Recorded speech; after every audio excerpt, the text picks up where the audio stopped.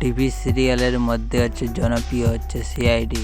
1998 সাল থেকে দর্শকদের বিনোদন দিয়ে আসছে। এই সিআইডি টিভি সিরিয়ালও ভারত ও পাকিস্তানে খুব মন জয় করে ফেলেছে। এই সিআইডি অফিসাররা চিনে না এমন কোনো দর্শক নাই।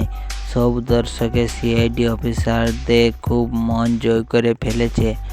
তাহলে এই ভিডিওতে আমরা জানতে চলেছি যে সিআইডি অফিসারের মধ্যে ছেলে কে, সিআইডি অফিসারের ছেলে কে সেটা নিয়ে। তাহলে আজ আমরা জানতে চলেছি যে সিআইডি অফিসারের ছেলে কে। তাহলে ভিডিওটা প্রথম আনলে লাস্ট পর্যন্ত দেখার অনুরোধ রইল। আর এই চ্যানেলে নতুন হয়ে থাকলে চ্যানেলটি সাবস্ক্রাইব করে দাও, আর এই ভিডিওতে একটা লাইক করে দাও। তাহলে ভিডিও শুরু করা হোক।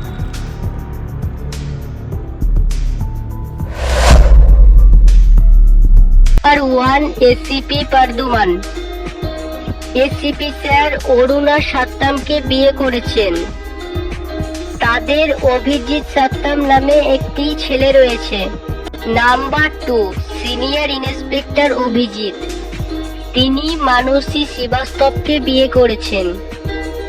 অভিজিতের আরুষি শ্রীবাস্তব ও অদিকা শ্রীবাস্তব নামে 2 কন্যা সন্তান এবং এক পুত্র সন্তান রয়েছে। নাম্বার 3 সিনিয়র ইন্সপেক্টর দয়া, তিনি স্মিতা শেট্টিকে বিয়ে করেছেন।